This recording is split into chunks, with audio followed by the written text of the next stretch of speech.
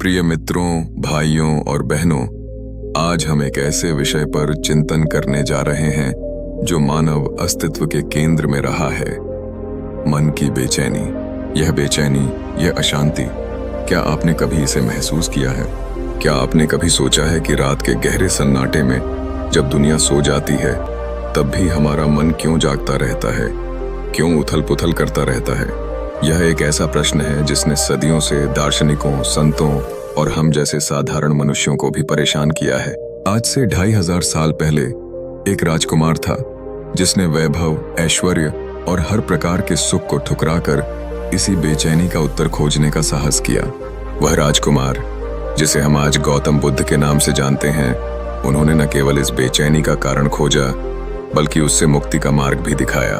उनका जीवन, उनकी यात्रा इस बात का प्रमाण है कि आंतरिक शांति कोई दूर का सपना नहीं बल्कि एक प्राप्त करने योग्य वास्तविकता है। अक्सर हम सोचते हैं कि बेचैनी का कारण बाहरी परिस्थितियां हैं, नौकरी, रिश्ते, पैसा, स्वास्थ्य। जब हमें कोई समस्या होती है तो हमारा मन विचलित हो जाता है। लेकिन क्या आपने कभी सोचा है कि जब सब कुछ ठीक होता है तब भी मन क्यों शांत नहीं होता? क्या कभी ऐसा नहीं हुआ कि आपके पास सब कुछ था फिर भी एक अजीब सी खालीपन या चिंता ने आपको घेरे रखा? गौतम बुद्ध ने इस प्रश्न का गहराई से विश्लेषण किया। उन्होंने समझा कि मन की बेचैनी का मूल कारण बाहरी नहीं बल्कि आंतरिक है। यह हमारी वासनाओं, हमारी इच्छाओं, हमारे लगाव और हमारी अज्ञानता का परिणाम है। हम संसार की क्षणभंगुर चीजों से सुख की आशा करते हैं और जब वे चीजें हमारी आशाओं पर खरी नहीं उतरती या हमसे दूर हो जाती हैं तो दुख और बेचैनी उत्पन्न होती है।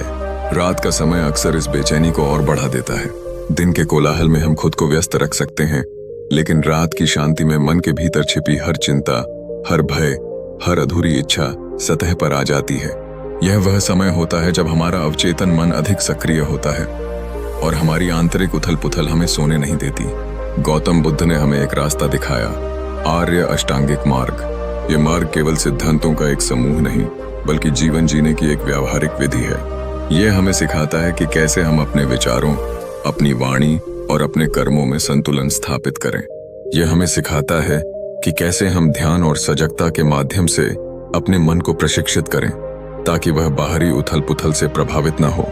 बुद्ध ने कभी यह नहीं कहा कि जीवन में दुख नहीं होगा। उन्होंने यह कहा कि दुख का कारण हमारी अपनी सोच है और इस दुख से मुक्ति संभव है। उन्होंने हमें सिखाया कि हम अपनी इच्छाओं को नियंत्रित करें, अपनी वासनाओं को पहचानें और संसार की क्षणभंगुर प्रकृति को स्वीकार करें। आज हम उसी प्रेरणादायक यात्रा की एक झलक देखेंगे, एक ऐसी कहानी जो हमें बताएगी कि कैसे एक राजकुमार ने अपनी रात की बेचैनी को ज्ञान के प्रकाश में बदल दिया। यह कहानी हमें सिखाएगी कि आंतरिक शांति बाहर नहीं बल्कि हमारे भीतर ही छिपी है और उसे खोजने के लिए हमें केवल अपने मन को समझना होगा। आइए इस यात्रा पर चलें और गौतम बुद्ध के अनुभव से प्रेरणा लें ताकि हम भी अपने जीवन में शांति और स्थिरता पा सकें। धन्यवाद। गौतम बुद्ध और रात की बेचैनी, आंतरिक जागृति की कहानी। यह कहानी उस समय की है जब कपिलवस्तु के भव्य राजमहल में युवा राजकुमार सिद्धार्थ गौतम अपने शाही कर्तव्यों और सुख सुविधाओं के बीच जीवन व्यतीत कर रहे थे। उनके पिता राजा शुद्धोधन ने उन्हें दुनिया के सभी दुखों से दूर रखने का हर संभव प्रयास किया था। महल की दीवारें ऊंची थीं और अंदर का जीवन कला, संगीत, नृत्य और उत्सवों से भरा हुआ था। सिद्धार्थ को कभी गरीबी, बीमारी, बुढ़ापा या मृत्यु का सामना नहीं करना पड़ा था। उन्हें यह सिखाया गया था कि जीवन सुंदर है और हर पल खुशी से भरा होना चाहिए। लेकिन इस सब के बावजूद सिद्धार्थ के भीतर कहीं एक अजीब सी बेचैनी पनप रही थी। यह बेचैनी ऐसी नहीं थी जो किसी बाहरी समस्या के कारण हो, बल्कि यह एक आंतरिक, अनकही बेचैनी थी जो उनके मन की गहराई में छुपी हुई थी। दिन के समय जब वे अपने कर्तव्यों में व्यस्त रहते या सुंदरियों और नर्तकियों के बीच समय बिताते तब शायद यह बेचैनी कुछ देर के लिए दब जाती। लेकिन जैसे ही रात होती, जब महल में सन्नाटा पसरता और तारे आकाश में टिमटिमाते, तब यह बेचैनी और अधिक तीव्र हो जाती। रात का सन्नाटा और बेचैन मन सिद्धार्थ अक्सर रात में अपने शयन कक्ष की बालकनी पर खड़े हो जाते। नीचे महल के उद्यान में चांदनी बिखरी होती और दूर से आती हवा की सरसराहट ही एकमात्र आवाज होती। ऐसे में उनका मन अशांत हो उठता। वे सोचते, क्या यही जीवन है? क्या यह ऐश्वर्य, यह सुख ही सब कुछ है? क्या इसमें कुछ और नहीं? वे देखते कि महल के भीतर भी लोग सोते हुए कैसे दिखते हैं, कोई गहरी नींद में, कोई करवट बदलते हुए, कोई बेचैनी में। उन्होंने देखा कि सुबह जो सुंदरियां उनके सामने नृत्य करती थीं, रात को वे अपने वास्तविक रूप में दिखती थीं। उनकी वेशभूषा अस्त व्यस्त, उनके चेहरे थके हुए, उनके शरीर आराम की तलाश में। इस सब ने उनके मन में संसार की क्षणभंगुरता का विचार जगाया। उन्हें लगता था कि यह सारा सुख, यह सारी सुंदरता एक दिन खत्म हो जाएगी। यौवन बुढ़ापे में बदलेगा, स्वास्थ्य बीमारी में, और अंततः मृत्यु सब कुछ छीन लेगी। यह विचार उन्हें अंदर तक विचलित कर देता था। वे इस चक्र से बाहर निकलने का रास्ता खोज रहे थे, लेकिन उन्हें पता नहीं था कि वह रास्ता कहाँ मिलेगा। उनकी नींद अक्सर टूट जाती थी। वे उठकर टहलने लगते, कभी कभी अपने कक्ष में ही ध्यान लगाने का प्रयास करते, हालांकि उन्हें ध्यान के बारे में तब कोई औपचारिक ज्ञान नहीं था। उनका मन विचारों की एक अंतहीन धारा में बहता रहता था। जीवन का उद्देश्य ने उत्तर दिया, राजकुमार, यह बुढ़ापा है। हर जीवित प्राणी को एक दिन वृद्ध होना पड़ता है। सिद्धार्थ के मन में यह बात घर कर गई कि उनकी युवावस्था भी एक दिन इस बुढ़ापे में बदल जाएगी। उनकी रात की बेचैनी ने अब एक नया आयाम ले लिया था, अनिवार्य बुढ़ापे का भय। एक बीमार व्यक्ति। आगे जाकर उन्होंने एक बीमार व्यक्ति को देखा जो दर्द से कराह रहा था। उसका शरीर कमजोर हो चुका था और वह असहाय पड़ा था। सिद्धार्थ ने पूछा, इसे क्या हुआ है? छंदक ने समझाया, यह बीमारी है राजकुमार। किसी भी समय कोई भी बीमारी की चपेट में आ सकता है। सिद्धार्थ को यह एहसास हुआ कि उनका स्वस्थ शरीर भी एक दिन बीमारी से ग्रस्त हो सकता है। उनकी बेचैनी में अब बीमारी का डर भी शामिल हो गया था। एक मृत व्यक्ति। कुछ और आगे उन्होंने एक शव यात्रा देखी। लोग विलाप कर रहे थे और एक मृत शरीर को श्मशान घाट ले जा रहे थे। सिद्धार्थ ने पूछा, यह क्या है? छंदक ने नम आंखों से बताया, राजकुमार, यह मृत्यु है। हर जीवन का अंत मृत्यु में होता है। यह दृश्य सिद्धार्थ के लिए सबसे चौंकाने वाला था। उन्हें पहली बार मृत्यु की सच्चाई का सामना करना पड़ा। यह अनुभव इतना गहरा था कि इसने उनकी रात की बेचैनी को एक अटल सत्य की ओर मोड़ दिया। मृत्यु की अटल वास्तविकता, एक शांत सन्यासी। इन तीन दुखद दृश्यों के बाद उन्हें एक शांत, गरिमामय आकृति दिखाई दी। एक सन्यासी। उस सन्यासी के चेहरे पर एक अविश्वसनीय शांति थी। वह शांत चित्त होकर भिक्षाटन कर रहा था। सिद्धार्थ ने पूछा, यह कौन है और यह इतना शांत क्यों है जबकि दुनिया इतनी दुखों से भरी है? छंदक ने बताया, राजकुमार, यह एक सन्यासी है। इसने संसार के मोह को त्याग दिया है और सत्य की खोज में है। इसकी शांति इसके आंतरिक त्याग और ज्ञान के कारण है। इस सन्यासी को देखकर सिद्धार्थ को एक नई आशा की किरण मिली। उन्हें लगा कि शायद यही वह रास्ता है जो उनकी आंतरिक बेचैनी को शांत कर सकता है। यह सन्यासी दुख, बुढ़ापे, बीमारी और मृत्यु के बावजूद शांत और प्रसन्न दिख रहा था। सिद्धार्थ को समझ में आ गया कि असली सुख बाहरी वस्तुओं में नहीं बल्कि आंतरिक स्थिति में है। महाभिनिष्क्रमण। त्याग की रात। इन चार दृश्यों ने सिद्धार्थ के मन में क्रांति ला दी।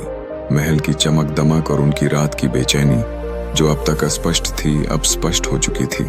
उन्हें समझ आ गया था कि यह क्षणभंगुर सुख उन्हें कभी वास्तविक शांति नहीं दे सकता।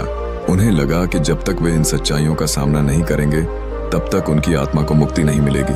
उसी रात जब उनकी पत्नी यशोधरा और पुत्र राहुल गहरी नींद में सो रहे थे, सिद्धार्थ ने एक बड़ा निर्णय लिया।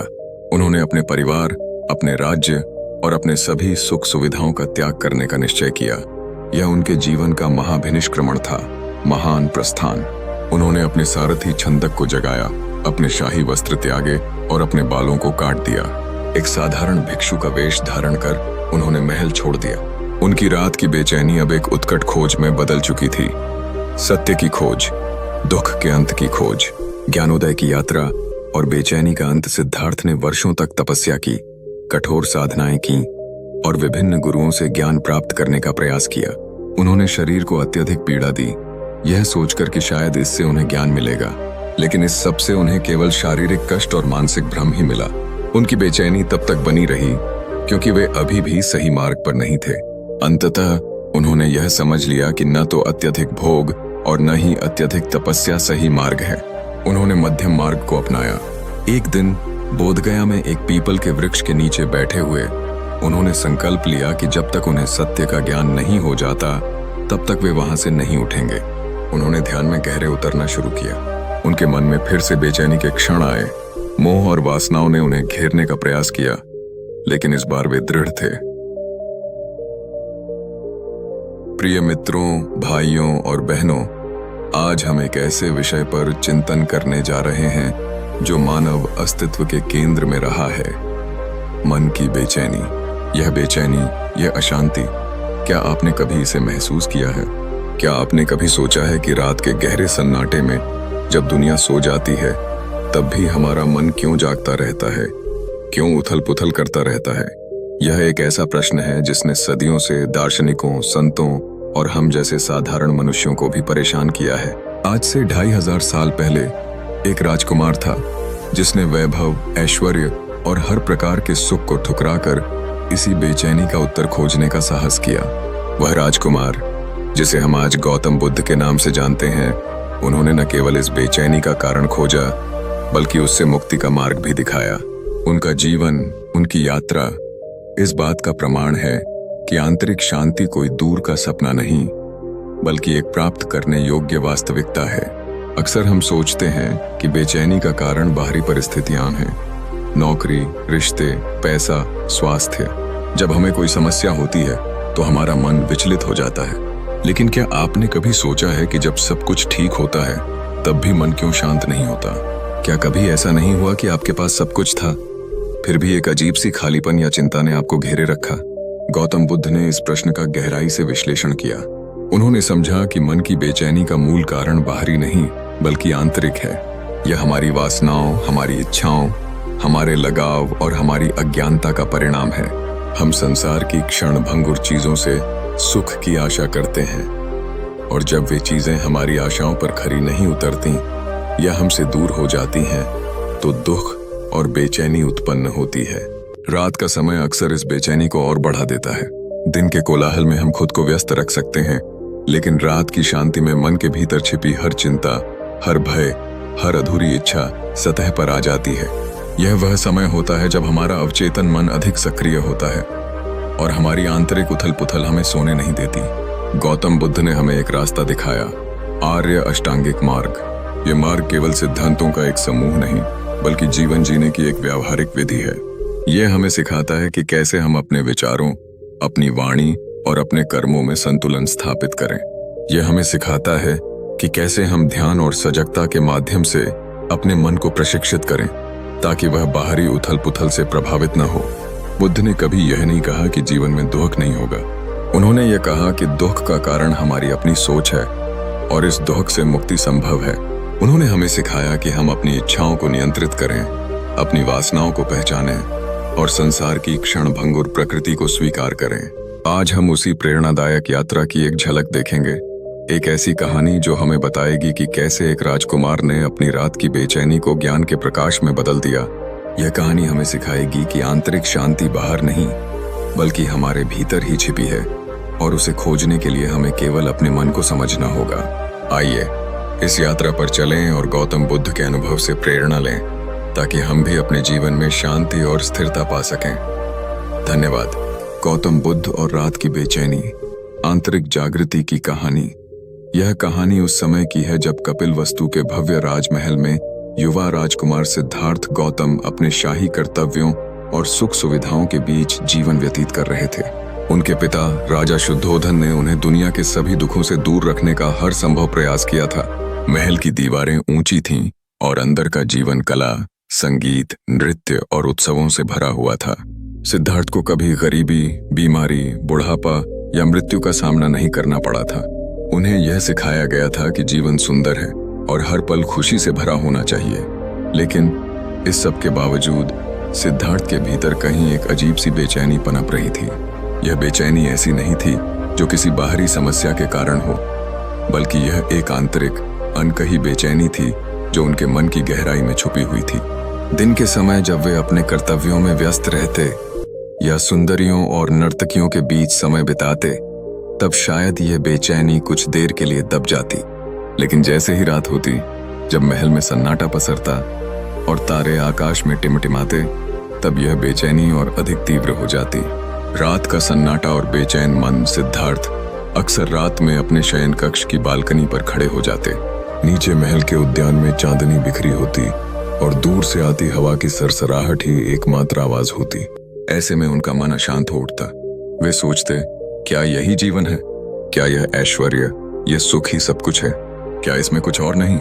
वे देखते कि महल के भीतर भी लोग सोते हुए कैसे दिखते हैं, कोई गहरी नींद में, कोई करवट बदलते हुए, कोई बेचैनी में। उन्होंने देखा कि सुबह जो सुंदरियां उनके सामने नृत्य करती थीं, रात को वे अपने वास्तविक रूप में दिखती थीं। उनकी वेशभूषा अस्त व्यस्त, उनके चेहरे थके हुए, उनके शरीर आराम की तलाश में। इस सब ने उनके मन में संसार की क्षणभंगुरता का विचार जगाया। उन्हें लगता था कि यह सारा सुख, यह सारी सुंदरता एक दिन खत्म हो जाएगी। यौवन बुढ़ापे में बदलेगा, स्वास्थ्य बीमारी में, और अंततः मृत्यु सब कुछ छीन लेगी। यह विचार उन्हें अंदर तक विचलित कर देता था। वे इस चक्र से बाहर निकलने का रास्ता खोज रहे थे, लेकिन उन्हें पता नहीं था कि वह रास्ता कहाँ मिलेगा। उनकी नींद अक्सर टूट जाती थी। वे उठकर टहलने लगते, कभी कभी अपने कक्ष में ही ध्यान लगाने का प्रयास करते। हालांकि उन्हें ध्यान के बारे में तब कोई औपचारिक ज्ञान नहीं था। उनका मन विचारों की एक अंतहीन धारा में बहता रहता था। जीवन का उद्देश्य ने उत्तर दिया, राजकुमार, यह बुढ़ापा है। हर जीवित प्राणी को एक दिन वृद्ध होना पड़ता है। सिद्धार्थ के मन में यह बात घर कर गई कि उनकी युवावस्था भी एक दिन इस बुढ़ापे में बदल जाएगी। उनकी रात की बेचैनी ने अब एक नया आयाम ले लिया था, अनिवार्य बुढ़ापे का भय। एक बीमार व्यक्ति। आगे जाकर उन्होंने एक बीमार व्यक्ति को देखा जो दर्द से कराह रहा था। उसका शरीर कमजोर हो चुका था और वह असहाय पड़ा था। सिद्धार्थ ने पूछा, इसे क्या हुआ है? छंदक ने समझाया, यह बीमारी है राजकुमार। किसी भी समय कोई भी बीमारी की चपेट में आ सकता है। सिद्धार्थ को यह एहसास हुआ कि उनका स्वस्थ शरीर भी एक दिन बीमारी से ग्रस्त हो सकता है। उनकी बेचैनी में अब बीमारी का डर भी शामिल हो गया था। एक मृत व्यक्ति। कुछ और आगे उन्होंने एक शव यात्रा देखी। लोग विलाप कर रहे थे और एक मृत शरीर को श्मशान घाट ले जा रहे थे। सिद्धार्थ ने पूछा, यह क्या है? छंदक ने नम आंखों से बताया, राजकुमार, यह मृत्यु है। हर जीवन का अंत मृत्यु में होता है। यह दृश्य सिद्धार्थ के लिए सबसे चौंकाने वाला था। उन्हें पहली बार मृत्यु की सच्चाई का सामना करना पड़ा। यह अनुभव इतना गहरा था कि इसने उनकी रात की बेचैनी को एक अटल सत्य की ओर मोड़ दिया। मृत्यु की अटल वास्तविकता। एक शांत सन्यासी। इन तीन दुखद दृश्यों के बाद उन्हें एक शांत गरिमामय आकृति दिखाई दी। एक सन्यासी। उस सन्यासी के चेहरे पर एक अविश्वसनीय शांति थी। वह शांत चित्त होकर भिक्षाटन कर रहा था। सिद्धार्थ ने पूछा, यह कौन है और यह इतना शांत क्यों है जबकि दुनिया इतनी दुखों से भरी है? छंदक ने बताया, राजकुमार, यह एक सन्यासी है। इसने संसार के मोह को त्याग दिया है और सत्य की खोज में है। इसकी शांति इसके आंतरिक त्याग और ज्ञान के कारण है। इस सन्यासी को देखकर सिद्धार्थ को एक नई आशा की किरण मिली। उन्हें लगा कि शायद यही वह रास्ता है जो उनकी आंतरिक बेचैनी को शांत कर सकता है। यह सन्यासी दुख, बुढ़ापे, बीमारी और मृत्यु के बावजूद शांत और प्रसन्न दिख रहा था। सिद्धार्थ को समझ में आ गया कि असली सुख बाहरी वस्तुओं में नहीं बल्कि आंतरिक स्थिति में है। महाभिनिष्क्रमण। त्याग की रात। इन चार दृश्यों ने सिद्धार्थ के मन में क्रांति ला दी। महल की चमक दमक और उनकी रात की बेचैनी, जो अब तक अस्पष्ट थी, अब स्पष्ट हो चुकी थी। उन्हें समझ आ गया था कि यह क्षणभंगुर सुख उन्हें कभी वास्तविक शांति नहीं दे सकता। उन्हें लगा कि जब तक वे इन सच्चाइयों का सामना नहीं करेंगे, तब तक उनकी आत्मा को मुक्ति नहीं मिलेगी। उसी रात जब उनकी पत्नी यशोधरा और पुत्र राहुल गहरी नींद में सो रहे थे, सिद्धार्थ ने एक बड़ा निर्णय लिया। उन्होंने अपने परिवार, अपने राज्य और अपने सभी सुख सुविधाओं का त्याग करने का निश्चय किया।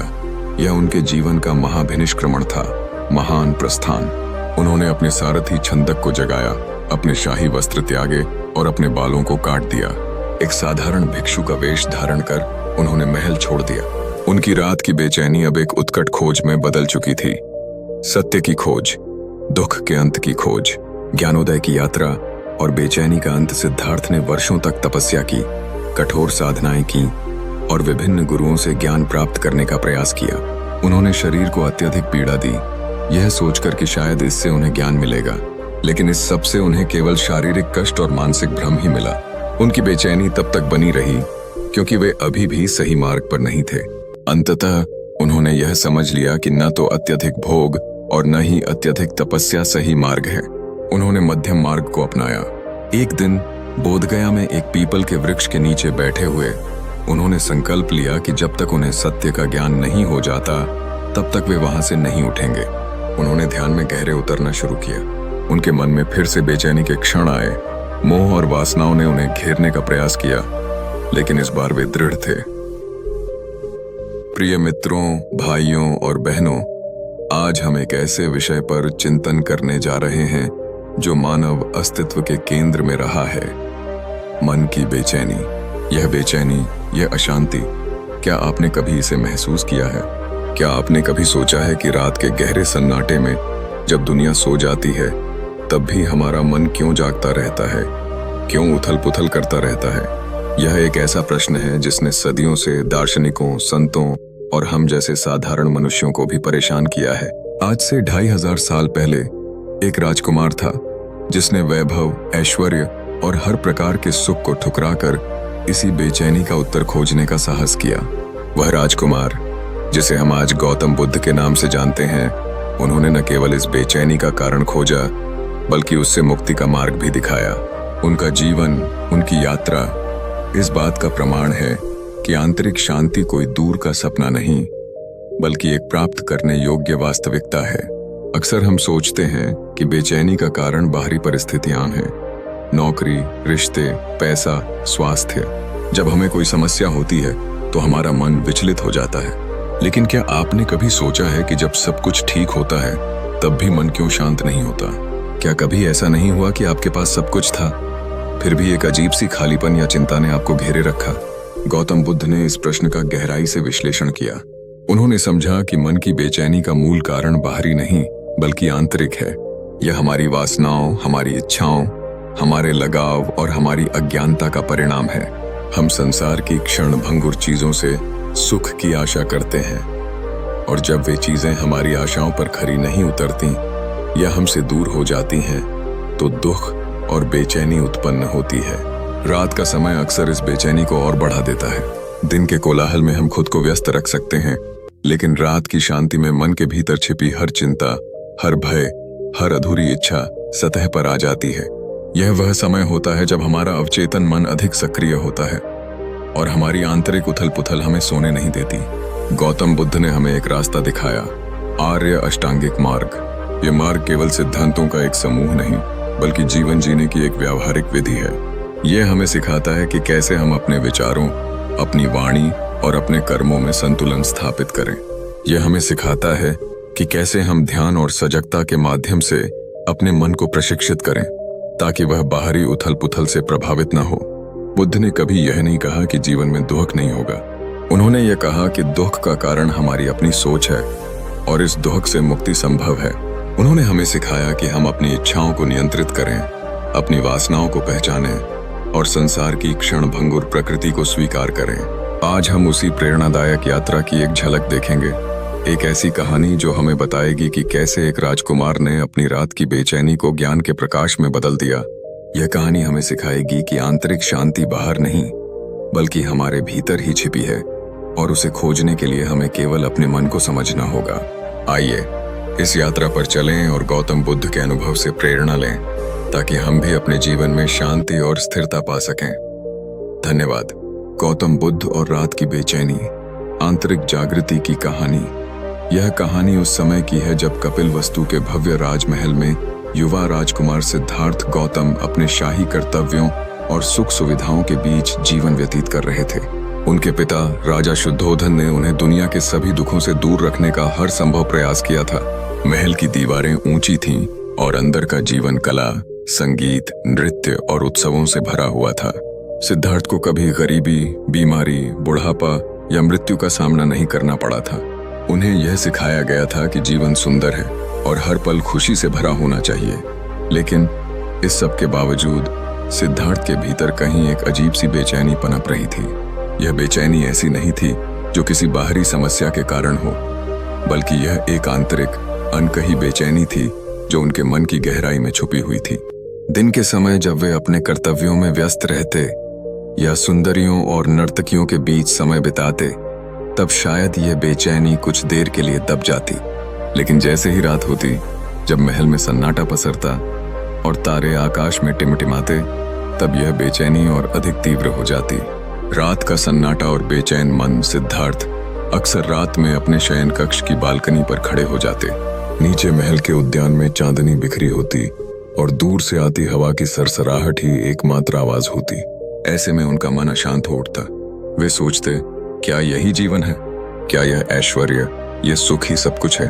क्या इसमें कुछ और नहीं?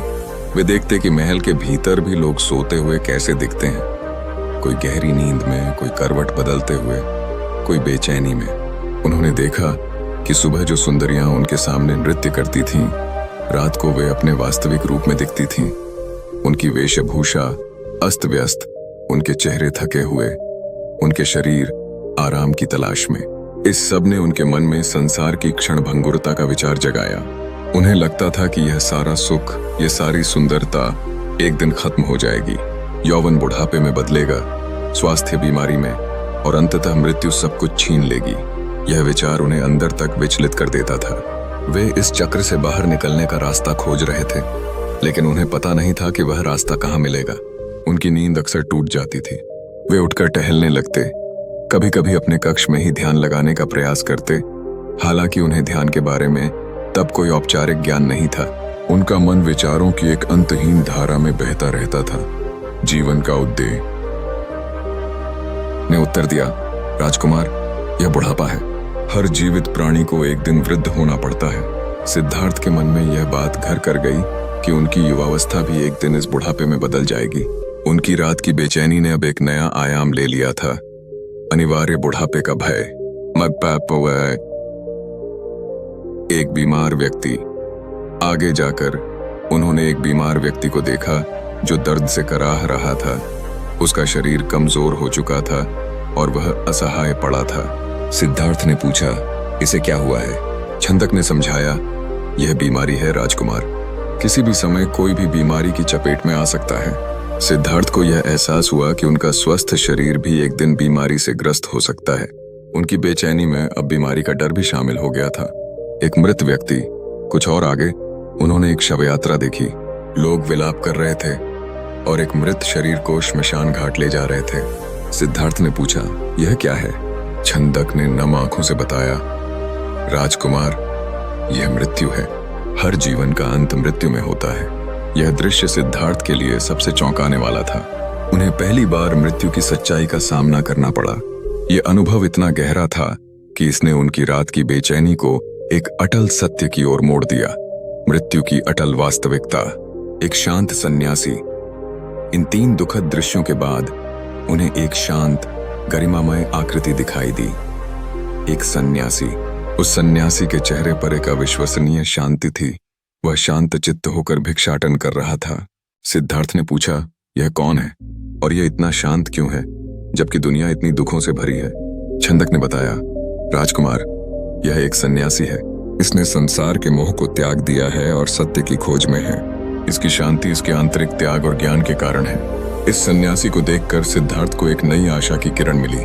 उन्हें लगा कि शायद यही वह रास्ता है जो उनकी आंतरिक बेचैनी को शांत कर सकता है। यह सन्यासी दुख, बुढ़ापे, बीमारी और मृत्यु के बावजूद शांत और प्रसन्न दिख रहा था। सिद्धार्थ को समझ में आ गया कि असली सुख बाहरी वस्तुओं में नहीं बल्कि आंतरिक स्थिति में है। महाभिनिष्क्रमण। त्याग की रात। इन चार दृश्यों ने सिद्धार्थ के मन में क्रांति ला दी। महल की चमक दमक और उनकी रात की बेचैनी, जो अब तक अस्पष्ट थी, अब स्पष्ट हो चुकी थी। उन्हें समझ आ गया था कि यह क्षणभंगुर सुख उन्हें कभी वास्तविक शांति नहीं दे सकता। उन्हें लगा कि जब तक वे इन सच्चाइयों का सामना नहीं करेंगे, तब तक उनकी आत्मा को मुक्ति नहीं मिलेगी। उसी रात जब उनकी पत्नी यशोधरा और पुत्र राहुल गहरी नींद में सो रहे थे, सिद्धार्थ ने एक बड़ा निर्णय लिया। उन्होंने अपने परिवार, अपने राज्य और अपने सभी सुख सुविधाओं का त्याग करने का निश्चय किया। यह उनके जीवन का महाभिनिष्क्रमण था, महान प्रस्थान। उन्होंने अपने सारथी छंदक को जगाया, अपने शाही वस्त्र त्यागे और अपने बालों को काट दिया। एक साधारण भिक्षु का वेश धारण कर उन्होंने महल छोड़ दिया। उनकी रात की बेचैनी अब एक उत्कट खोज में बदल चुकी थी।